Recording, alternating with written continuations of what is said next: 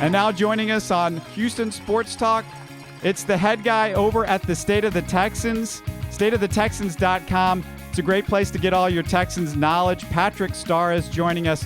First of all, Patrick, great to have you with us. Thanks for joining us. Hey, thanks for having me, Robert. How's everybody doing today?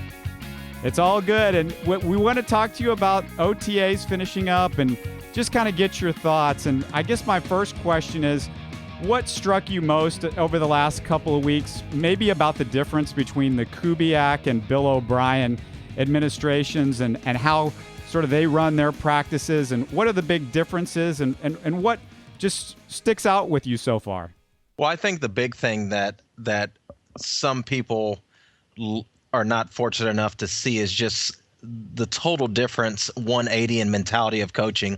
It's not that Gary Kubiak didn't coach. Obviously, if we all were asked to peel an apple, we'd all do it a different way, and I think that's kind of the same thing here.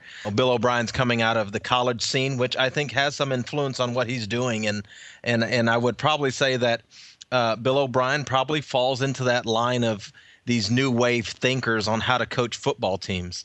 Gary Kubiak, on the other sense, really never went at all in the college scene. You know, he did some, I think he did some GA work earlier, but majority of his success came in the NFL, and he never had to go back to college and be a head coach of a college program where he's running recruiting and paying attention to academics. It was just mainly coaching for him. But I think the biggest thing is how hands-on Bill O'Brien is. If it's special teams, I mean, you saw it out there, Robert. I mean, he's out there talking to special teams guys. He's talking to linebackers. It doesn't matter who. He's taking every moment he can to talk to every player, and he's just so intense with what he does. Not that Gary wasn't. I mean, you're dealing with two different guys that, Gary is successful, has been successful as a coach, but I think you're going to see the mentality more of if you don't get the job done under Bill O'Brien, you're going to see the next guy a lot quicker than what Gary did prior to him being fired. One of the themes that I've seen on some of the reports you've written after each practice during OTAs, Patrick, is kind of the accountability theme. And I think a lot of Texans fans, myself included, were sometimes frustrated by the loyalty maybe Kubiak showed at times to players who perhaps didn't deserve the playing time they were getting. Do you get the sense that sort of mentality has changed, that you'll see maybe some more rotation if guys aren't living up to O'Brien's standards? One of the key things that Texans fans and people alike are going to have to understand, whatever happened in 2013 was not under Bill O'Brien's watch, so it really doesn't factor in to how he looks at these players now. The only player they brought back was Garrett Graham. That's all you need to know. I mean, that's ultimately they let go of what, some Texans fans thought that were, the cream of the crop with Ben Tate and Antonio Smith. I mean, and Earl Mitchell. Earl Mitchell is probably the closest one that I thought they would bring back, but price tag, he was just too high for what the Texans wanted to do. With that said, I think that you're right. I think you're going to see it's that mentality of, okay, you're going to be my guy until you prove me wrong. And I know the big news that came out of Friday that I thought was really interesting was him already saying that Derek Newton was the starter. I felt from day one when OTAs opened up, I wasn't so sure during minicamp.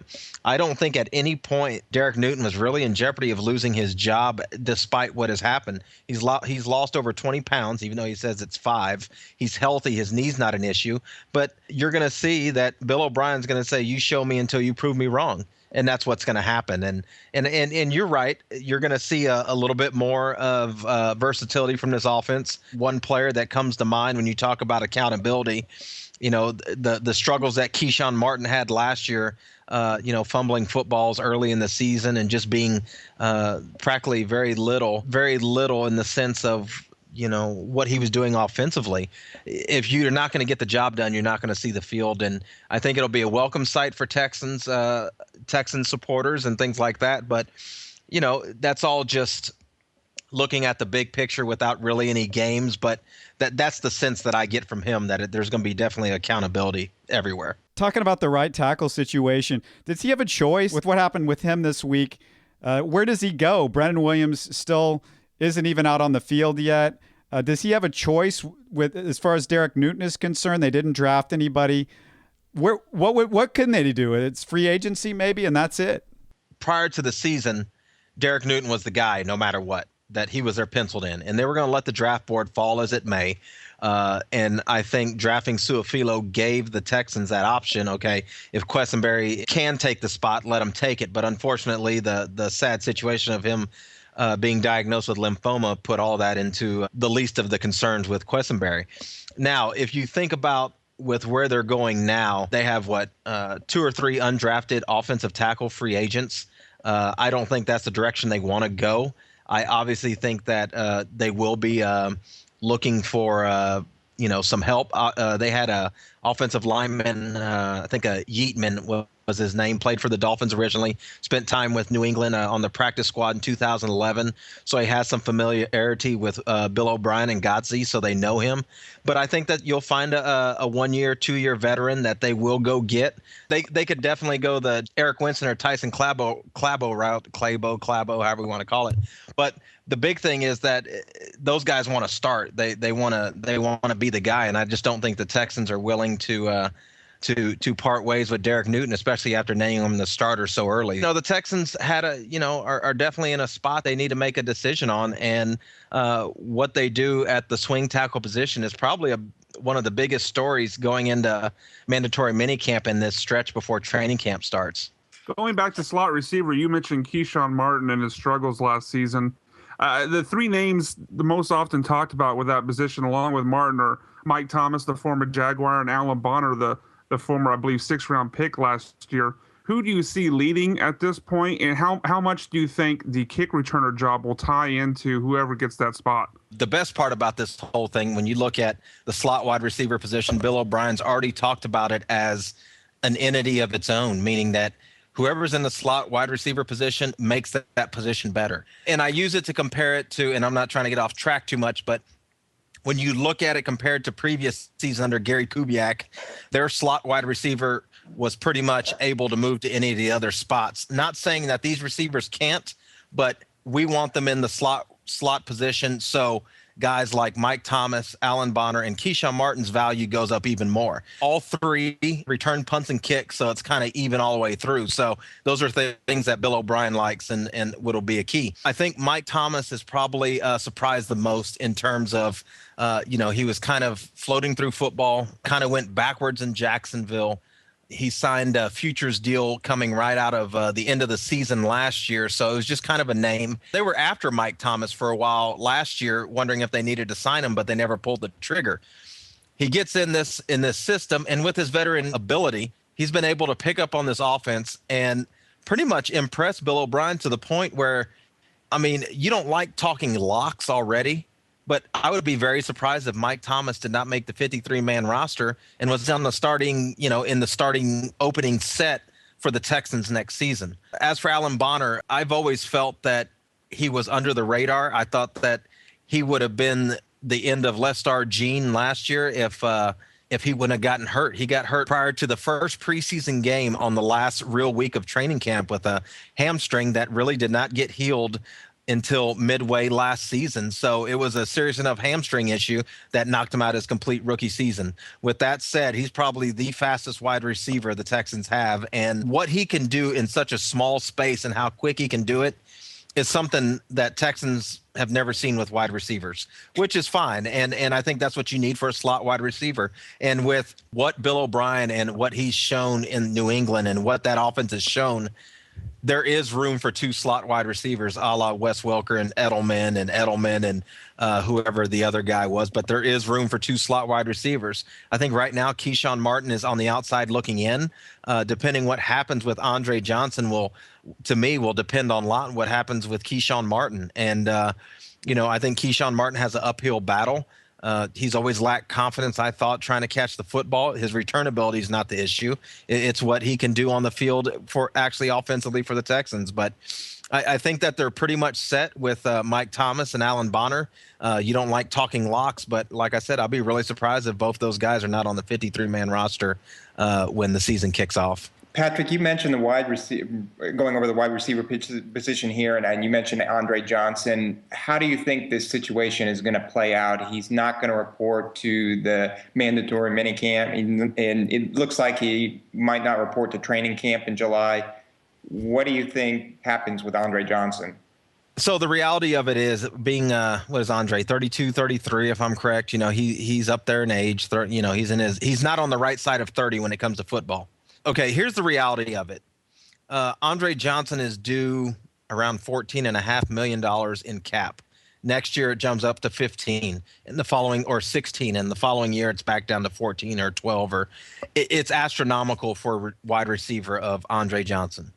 Now, it's not that Andre Johnson's not worth it. It's the idea of what is happening in the NFL. You just do not pay players, no matter who they are, in their mid-30s, that type of money. The reality of it is that, I've heard through at least two people that this comes down to Andre Johnson being asked to take a pay cut. And Andre Johnson is not too happy about it, and he's trying to call the Texans bluff, so to speak. If you look at what options Andre Johnson has, he can hold out and the Texans can release him, but there's no team that's going to pay him $10 million a year to come play for him. And you're going to be looking at a deal that's going to be anywhere close to what? Maybe $4 million a year for a player like him. So no matter where Andre Johnson goes, he's set to lose money. And if it's in Houston, he's going to have to do it on the Texans' terms. And I think Andre Johnson's really trying to pull that string. I'm Andre Johnson, and this is what I want. And I really don't think the Texans are going to budge. And that's the reality of the situation. How this ends, I think it ends with Andre Johnson. There's only two ways this will happen. Andre Johnson will be in uniform this year, or he won't. I know that sounds like a cop-out, but the Texans aren't going to eat the money on him this year, not with 3 years left of guaranteed money. Next year, I could see them releasing him. If it's this year, they're going to trade him, or they will keep him in town until, the Texans don't have to be in a rush with him because he's on the books. They're under the salary cap, so his contract is just sitting there. They can fine him until the cows come home, so to speak. He's set to lose a little over $1 million these next 3 days. And, it seems like he's aligned himself with his uncle again, which is not all good signs for Andre Johnson, in my opinion. And like I said, the Texans have dug their heels in, and they're not going to give Andre Johnson what he wants. You mentioned his thought was, or the reason he wanted to hold out, if you wanted to call it a holdout, is not wanting to take a pay cut. The feeling I've gotten recently is I think Andre Johnson knows that after this season, his contract immediately goes to the chopping block because of how much money the Texans could save by cutting his contract, which I believe would have 2 years after this season's over. And the feeling I got, because of not the great deal that Andre signed initially, the feeling I keep getting is that maybe Andre wants some security, right or wrong, because he knows that if he doesn't get some of that contract guaranteed, that he's going to be cut. And like you said, he's not going to be able to find a deal with the money he's making now. Do you think, and not saying the Texans would do this, but you get a feeling that if the Texans were to take some of the money that is already there on his contract, but guarantee more of it, that might fix the situation on his side? The sense is if the Texans wanted to do that, they could have done it already. If they wanted to give him the contract that he wants now, the money he wants, they could have done it. I mean, he's due $15.6 million this year. The guarantee's, 5.6. So there's $10 million sitting on the table. The Texans aren't going to budge any much more higher off that 10. And if you look back, his guarantees moving forward are less than, let's see, $15 million. So, they can't take the hit this year, but they can take it next year. And just like they did with Matt Schaub, Andre Johnson still has value, and there'll be a team that will take him and restructure his contract. Could they fix it? No doubt. Hey, Andre, we'll give you an extra $5 million guaranteed. We'll decide it again next year. But they want him to make a decision now so they can move forward, because this is the Bill O'Brien era. This isn't Gary's era anymore. O'Brien's going to work with the players he has. DeVere Posey has probably benefited the most with Andre Johnson out. He's taking Andre's reps, learning this offense without Andre there. I hate to say it, this is the part of the business that makes the whole game just ugly.